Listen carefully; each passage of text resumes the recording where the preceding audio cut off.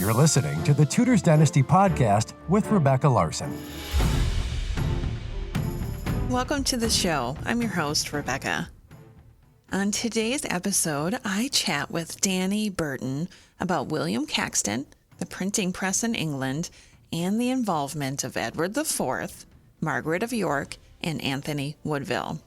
If you love the time period of the Wars of the Roses, you will definitely enjoy this episode because it's going to give you some insight into life during that time period that maybe you've not discovered before. So without further ado, Danie, welcome. Hi, good to see you. I'm so excited to have you on the show today. And I know I say that with every single guest that comes on, but I really am excited to talk about today's topic because we're going to be talking about the printing press, William Caxton, and some of the involvement of King Edward IV.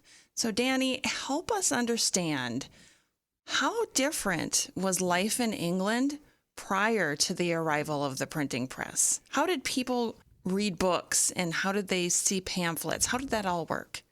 So really it was very much, if they did see books on pamphlets, it was mainly through the church. So a lot of it was probably not in English unless it was specific rules that everybody needed to know. But really it was more a case of people who could read telling those who couldn't read, really. So there was a lot of word of mouth going on is what I'm hearing. Yes, mainly because your average person wasn't able to read at that point, so it's mainly the really well-educated who could. So they had to pretty much rely on word of mouth as the main way to gain information. So prior to the printing press, how were these things created? So mainly they are created by scribes, is the main thing. So that is probably somebody employed by a rather noble person or a monarch, or mainly the other way is a lot of monasteries were very keen to do writing and things like that, and they are the main ones who create books as well. Do we have any idea how long it took them to make these reproductions of anything?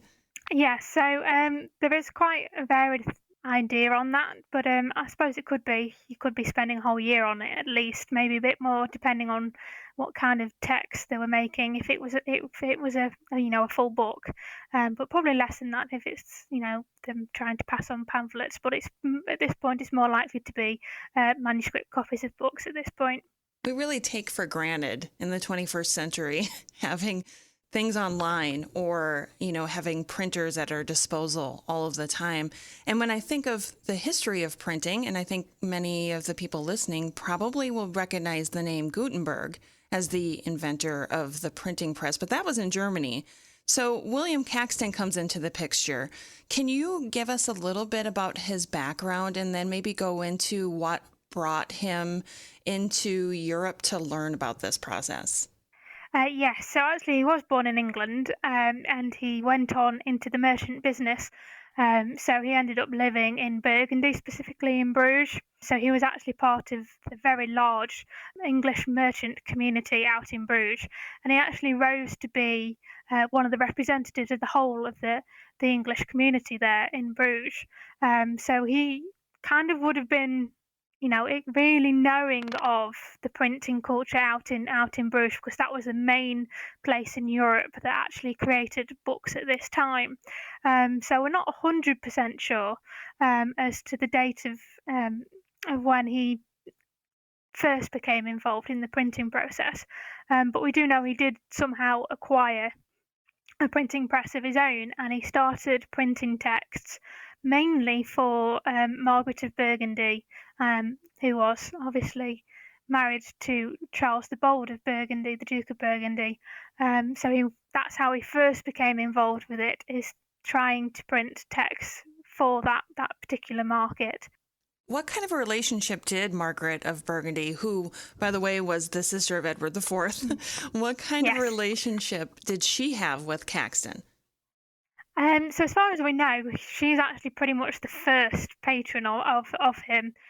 So she's pretty much the one who's, making sure that everyone knows about, first of all, this new invention, the printing press that Caxton is using, but also Caxton's talents for producing these new manuscripts as well. And he also would have given her actual manuscript copies of his text, so they're, the illuminated manuscript versions with all the pretty pictures in, which we kind of are quite familiar with the medieval period. Is it true that he printed the first book in English? Yes, so, well, it's more that he printed the first one that we know was definitely printed in England. And dated as well. So we definitely know that that book was the Dixon Saying of the Philosophers, and he printed that in 1477 after he'd moved to England. So that is the first book that we know he was definitely printed in England, as it has that that biographical information with it. Oh, interesting. Because I had read somewhere online, and I don't know how credible the source was, but it had stated that he printed the first book in English about the history of Troy. It was that way off base. Yeah, so he did actually write that print that text. So that is one of the early examples. I can't specifically say whether or not that's the first example, because there may be others that people haven't necessarily written about. But that is definitely one of the first ones that he translated into English, definitely. Was he an apprentice under anyone? Yes, so we think that is probably how he managed to get into the printing, into the printing culture, out from the merchant culture. That is probably, I think that's a good assumption to make, that's how he became involved with the print culture. And then we come to Anthony Woodville and some of Edward IV. And this is the part where things get a little bit confusing for me. And I would love it if you could explain Anthony Woodville, who you are like our resident expert on him on the show. What was his connection to William Caxton? How did their relationship form, and what was he able to do for William? Yes, so back in 1470, Edward IV had been exiled to Burgundy after a short brief period of Henry VI regaining the throne. So they were actually living, first of all, in The Hague, and then they went to Bruges, and Anthony Woodville, as brother of Edward IV, was one of the party that went out there with him. So the royal party, they actually lived with Louis, the Lord of Grethus, who actually lived in Bruges, and he had the largest library in Europe at this point. So we think it's quite possible that William Caxton somehow became involved with the royal party there, and that is how the relationship started to form. As we do know that Caxton did move to Westminster, his printing shop did move to Westminster in 1475 or 1476, so it's quite possible that at some point there would have been some kind of connection whilst the party was out there in Burgundy. So when Caxton moved over to Westminster, we know that Anthony Woodville became his first English patron, but not just his patron, he actually ended up being his translator as well for at least 3 texts that we definitely know of, which is very unusual because mainly at this time, literary patrons, they're just putting their name to these texts, but Anthony Woodville was actually actively seeking texts out to translate from French, Latin, into English for the first time, or at least, if not the first time with Caxton at least. Was he invited to come back to England, or did he come back on his own? So there's a possibility that William Caxton was invited, but obviously the point with that is, obviously, if they did meet whilst the party was in exile in Burgundy, they had to wait until Edward once again became king in 1471.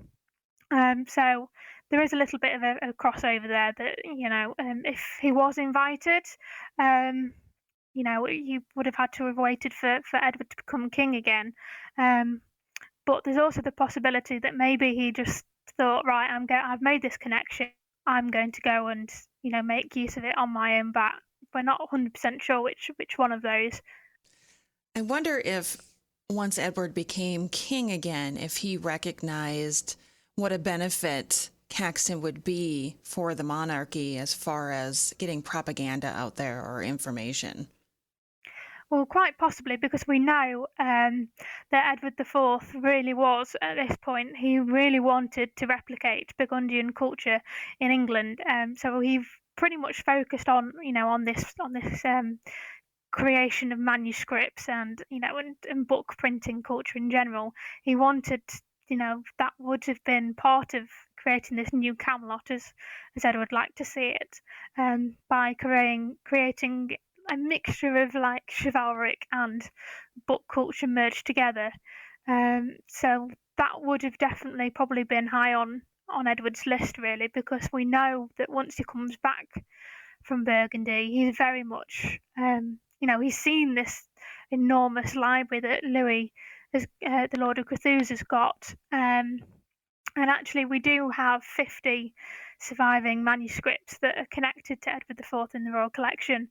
And actually, quite a few of those do mention Louis, the Lord of Cthulhu. So it's quite possible that, it's these Burgundian books that have started off his collection, because pretty much all of them are being made in Bruges still.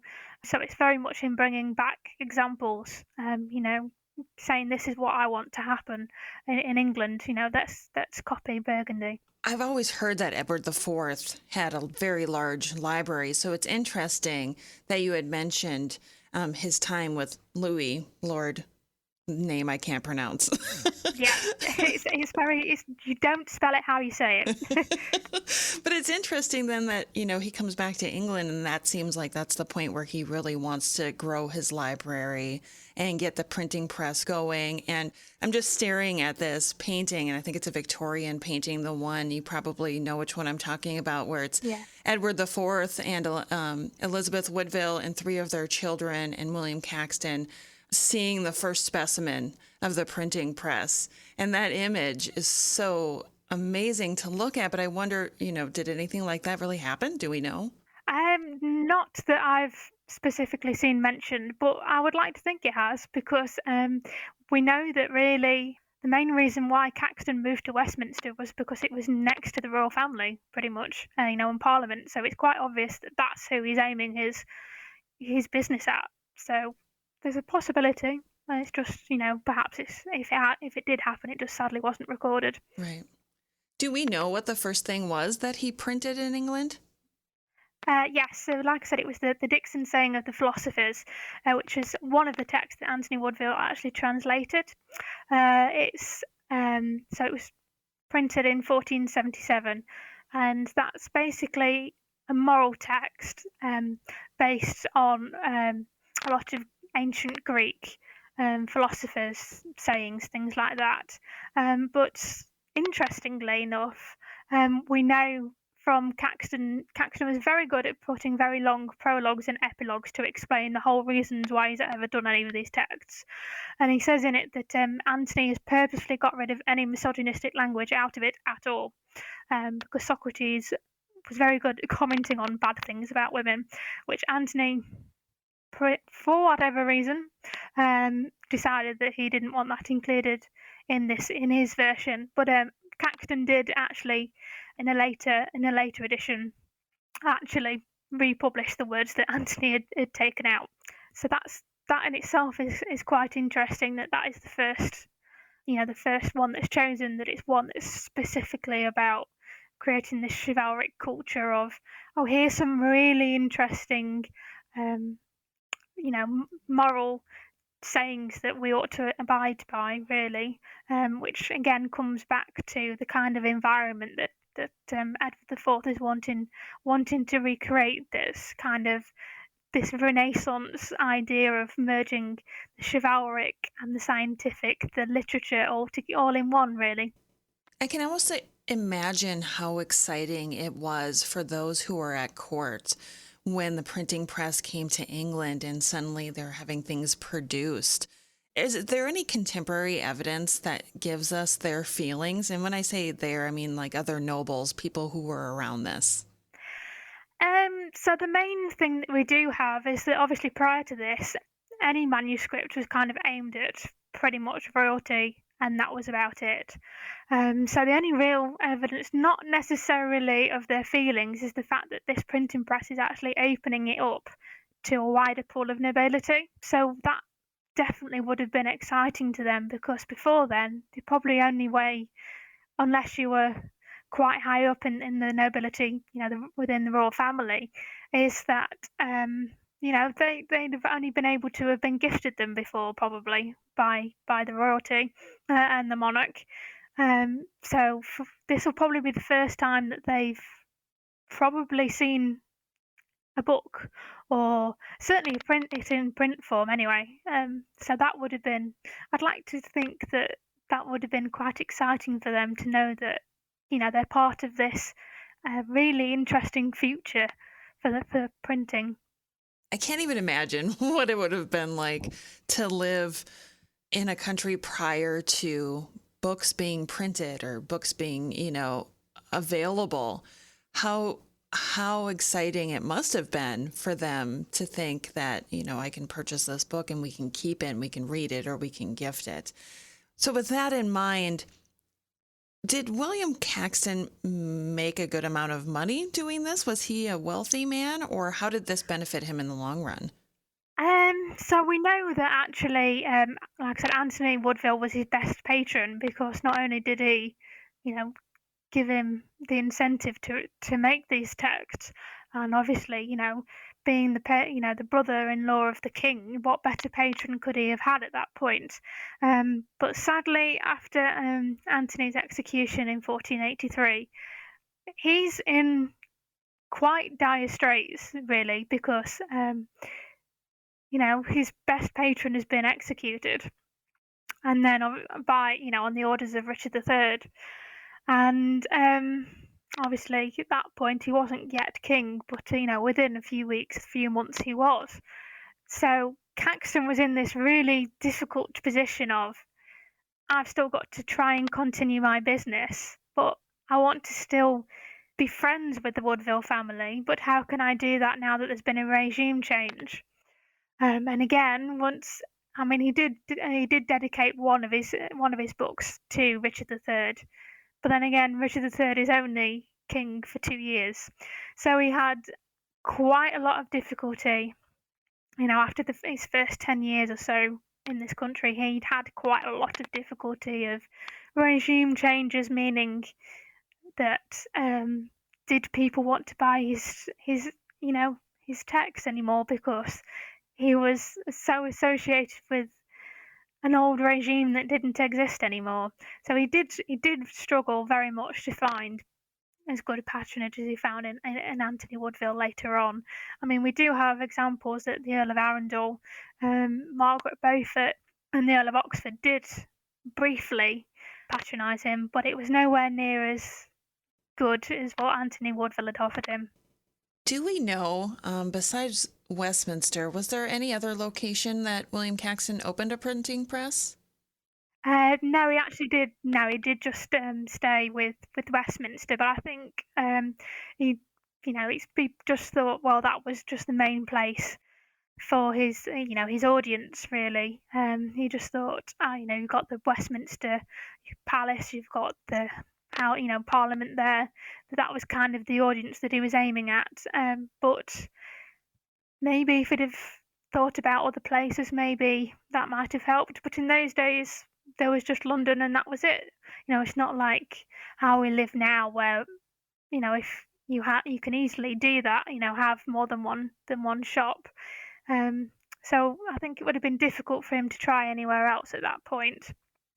What a difficult life he must have had, because it sounds like he knew who to attach himself to, but then he was also, like so many others during the Wars of the Roses, caught in the middle. Probably just a man who wanted to do this service, but instead got mixed up in politics.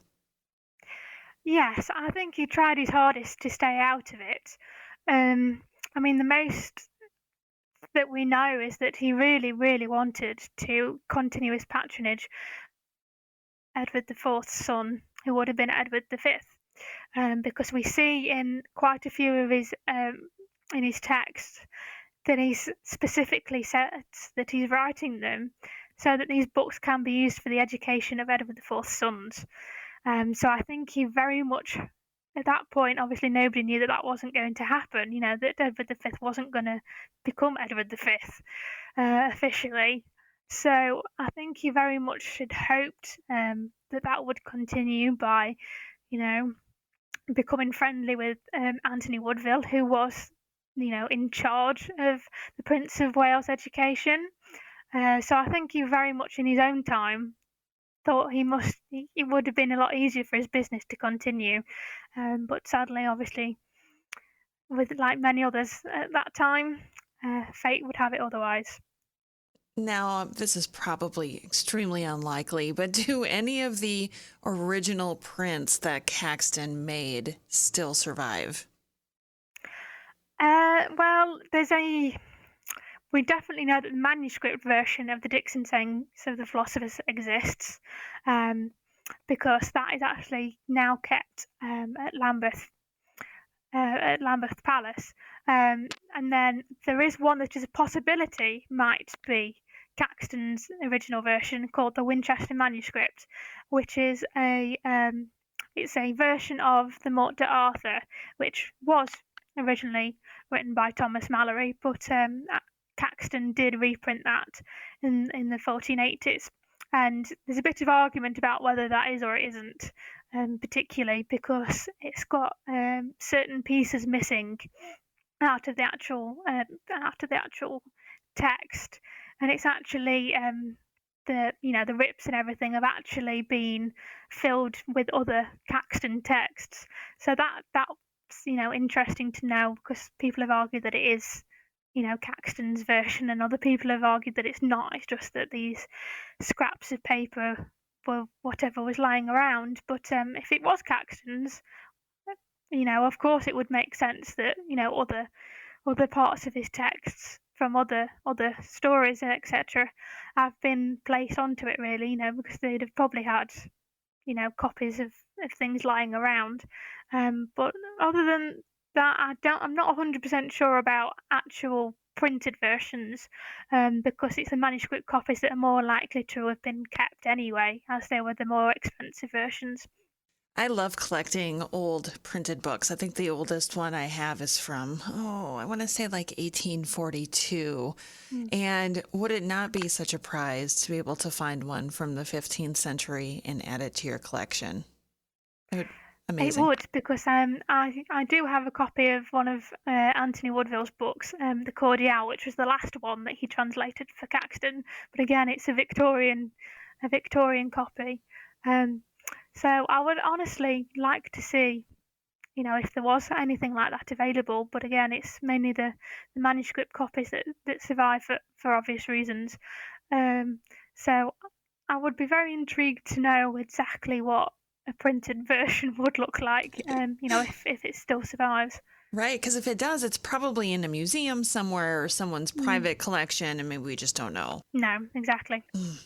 I'm curious, Danie, we're talking about William Caxton here for the most part. I want to know, what is it about him that you want people to know that maybe we haven't covered?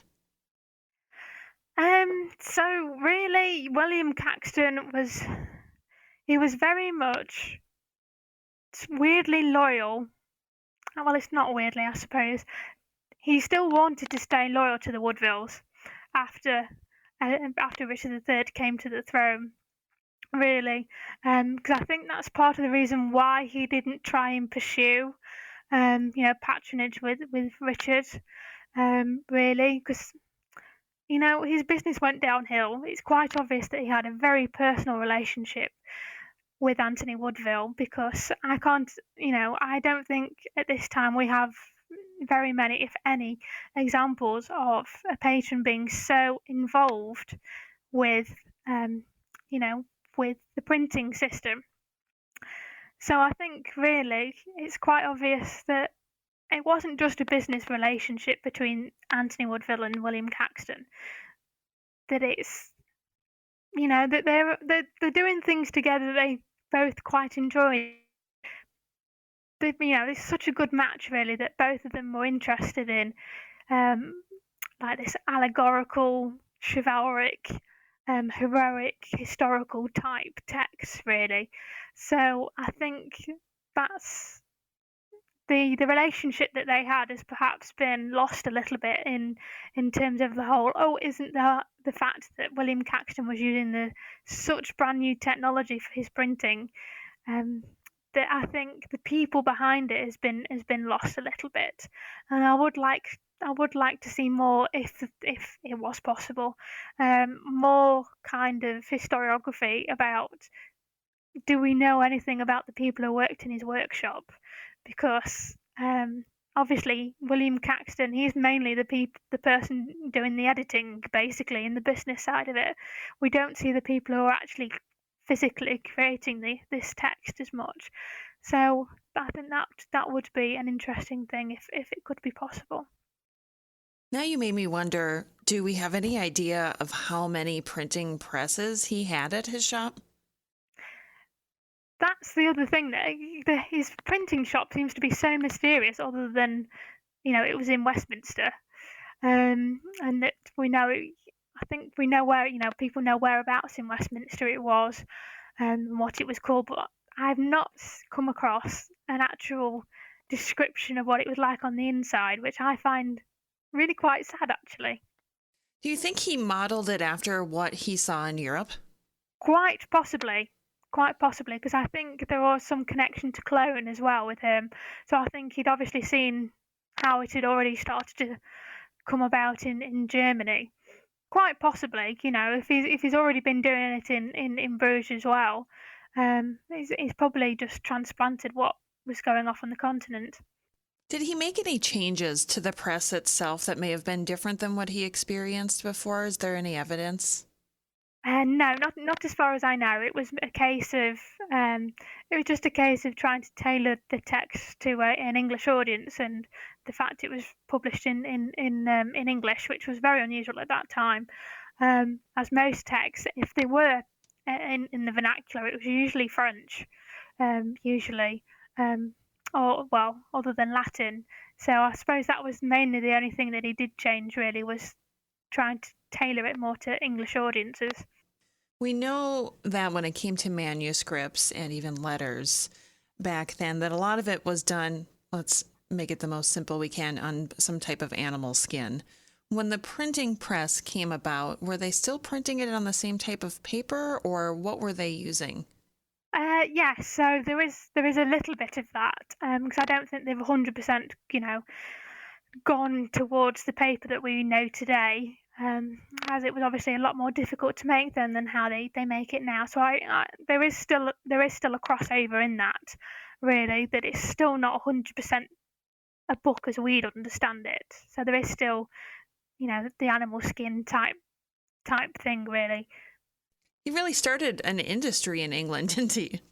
Yes, because it's such a big thing by pretty much by the English Civil War, Tudor times English Civil War. That's when you see the increase of pamphlets and all sorts of printed material that eventually, well, pretty much become newspapers, which is the main way that people got their news by that point. So he's really, he's the start of that kind of industry in England. And it's interesting to note, too, you mentioned the newspaper. That makes me think about how for centuries and centuries following the invention of the printing press that we still had printed documents. And maybe, so going back to the point of how they were created by Caxton, the way that he was able to put each letter together to form it, it stayed like that for quite some time, didn't it, before it became a bigger process? Yes, it was pretty much like that up until the Industrial Revolution, when machinery was, better machinery was invented. So that's quite long. Yeah. That's what, about 400 or 500 years that stayed that way. Right. So, that is pretty good going, really, that, it was Caxton that invented, didn't invent, but brought it to this country, and that it didn't change for so long. It's quite amazing, really. If there's anybody listening who is even more intrigued with William Caxton and maybe the printing press, do you have any recommendations on reading material for them? Yes, so I would definitely recommend Lotte Hellinger. So she's written quite a few things on William Caxton. So she's done a lot about his background and how he came into printing, as well as quite a good focus on the relationship that he has with his patrons as well. So I think she would definitely be a very good start for anybody. And Danie, why don't you tell everybody about your website? Where can they find it? And what will they be able to see when they get there? Yes, so I run a blog that's called Voyager of History. So if you just type in voyagerofhistory.wordpress.com, you should be able to find it. And there is a lot of Anthony Woodville related things, but pretty much anything and everything history related on there as well. You really have a wide breadth of knowledge when it comes to history, because I pulled up the website this morning and I saw something about Jane Austen on there and something about Sitting Bull on there. And I thought, what a great collection of history Danie has. So if you're interested in not just medieval history, but history as a whole, I definitely recommend that you check out Danie's website. And I will include the link to that in the show notes. And Danie, you're also available to find on Twitter. Yes, yep. Just find the handle Princess Burton and you should be able to find me. Wonderful. Is there anywhere else people should look for you? Well, I do have coming up, I have a biography of Anthony Woodville coming up in 2023. So keep a lookout for that. Very excited about that too, because I think he is not spoken about enough. So I look forward to your book coming out in a couple of years. Yes, thank you. I totally agree. That's what drove me to research him. I think he's very much turned into a background figure of the Wars of the Roses, which hopefully this podcast has gone half of the way to explain that he was definitely not a background figure. Wonderful. Danie, thank you so much for coming on the show today.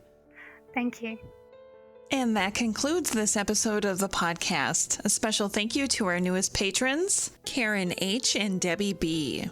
If you love the show and would feel so inclined to show your support as a patron, I would be ever so grateful to you. For details, go to Patreon, that's patreon.com/Tudors Dynasty, and click Become a Patron for options. Also, the holidays are near, and now is the time to visit my merchandise shop. Go to tudorsdynasty.com and click Shop in the menu. Thanks for listening to this episode of the Tudors Dynasty Podcast. You can follow and support the Tudors Dynasty Podcast on Facebook, Twitter, Instagram, and Patreon @Tudors Dynasty.